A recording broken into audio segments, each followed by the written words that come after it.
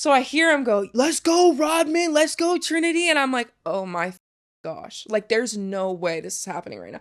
Mind you, I haven't seen him or talked to him in months. Months. Trinity Rodman recently sat down with Alex Cooper on Call Her Daddy, and it was revealing to say the least. I look straight and I like start crying on the field. So I'm trying to play the soccer game and I'm crying. And I don't know if we got a water break. I think there was like an injury or a water break. Yeah, because we go into the huddle and I go to Ashley Sanchez, which is like one of my best friends. Go to her in the huddle while our coach is trying to give us direction of like what's working, what's not working. Because like we were playing horrible the first half. I'm looking at Ash. I'm crying. No one knows what the fuck's going on. I'm looking at Ash and I'm like, dude, my dad's here. And she knew immediately. She was like, oh. She gave me a hug. She was like, it's okay. Let's just finish this half. Like, we'll talk in the locker room at halftime. Just finish this half. Don't think about it. And she tells the story of her father, Dennis Rodman, showing up to one of his kids' games when they had not communicated for quite some time. The whistle blew and I was so like mad. I was like, you took this happy moment from me. Like you with my head again. Because if you've been following Trinity Rodman's career, you know how her father, Dennis, is practically estranged. And it was a tough pill for her to swallow. And I'm just like, this is the first game you've come to, quarterfinal. You missed the entire season. Haven't seen my games in 3, 4, 5 years. And I'm just like bawling. I cried and then I was super happy. I was like, let's take the positive of it. He's here. Like, that's more than I can ask. And he was just like, I want to see you soon. I'm in DC, whatever. And I was like, okay. And then after that, radio silence. I didn't see him for like, until this year. I didn't talk to him or see him. Yeah, until I think, no. Yeah, right after the World Cup. Wait, how many years ago was this? 3. And hey, just a quick break in the action. You should go subscribe to my new show, The Rick Strom Show. I'm going to be interviewing people from sports, music, journalists, authors, sports doctors. It's going to be fantastic. Please go subscribe. Thank you. So when I saw this interview with Trinity Rodman, I thought, how terrible. Honestly, how terrible. And then when you learn the story of what they've been through and how it seems like just was on like a pick and choose basis on when he wanted to be a dad or when he wanted to even have somewhat, if you would even call it a relationship or check in. Like, I get that this is like celebrity status where you are the thing.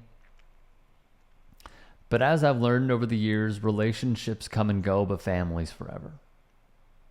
And if you cannot honor the children that you brought into this world and even give them a shred of decency and respect and love, which it seems like he failed to do, I understand how one would feel the way that Trinity Rodman does. I just feel for her. I feel for her family. I feel for her mom. I feel for anybody who's been put in that position where they should be supported by a certain someone who is a household name and they could give a damn. I just don't care. Because it's clear he didn't. And he still kind of doesn't. And what really ticks me off as well is that this was a big game for her, a big match for her, and he decided to show up out of the blue, unannounced. And her theory about Dennis Rodman wanting the headlines and wanting the publicity, it seems valid because after that match, he didn't reach out. He didn't contact her. He didn't call her. He didn't try to keep that sort of same energy that he had at that game. How would you feel? I honestly don't know. Everyone's different. I don't know how I would feel. That's why when you listen to this interview, I appreciate her candor And I appreciate her honesty because you know that this is coming from a place of such grave pain and anguish and confusion of feelings over and over and over again about how do I feel when this person who is estranged from me and doesn't care about me randomly shows up? How do I feel when he opens up his arms for a hug? I would be painted as the villain if I didn't honor that in front of the cameras. And then Trinity goes over how she had to play it cool in the media, even though she buried how she truly felt, which is disheartening to say the least. It's tough. She would say of him, Rodman, he's a person. He's not a dad. Maybe by blood, but nothing else.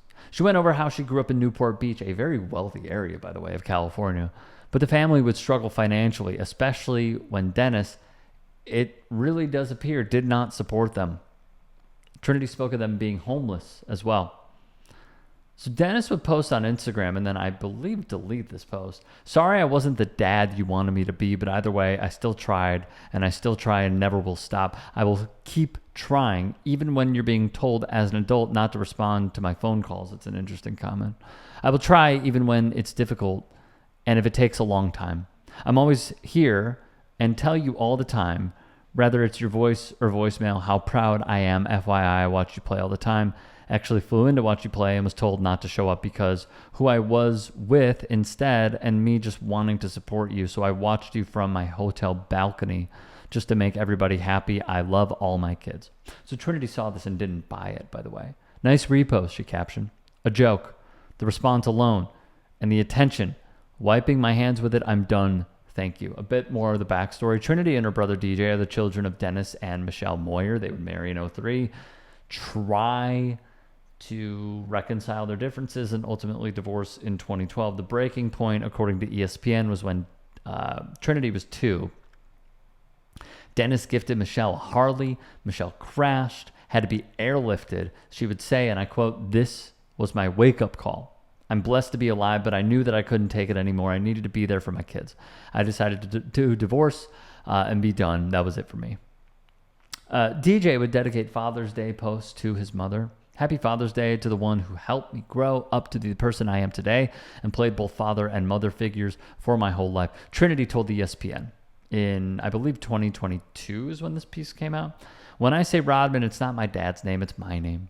It's my brother's name, it's my family's name. And it's ultimately the story that got me to where I am today, and I love that. She would tell Alex Cooper, quote, "I think with how successful he was and how rich he was surrounded by a lot of toxic people who could take his money and take advantage of him because he was an alcoholic. He was brainwashed and didn't really have any control over anything." Adding, "I do believe that he wishes that he could fight his demons. I roll my eyes because it's like you hear something so many times, but he does nothing to change it. I wish I was a better dad."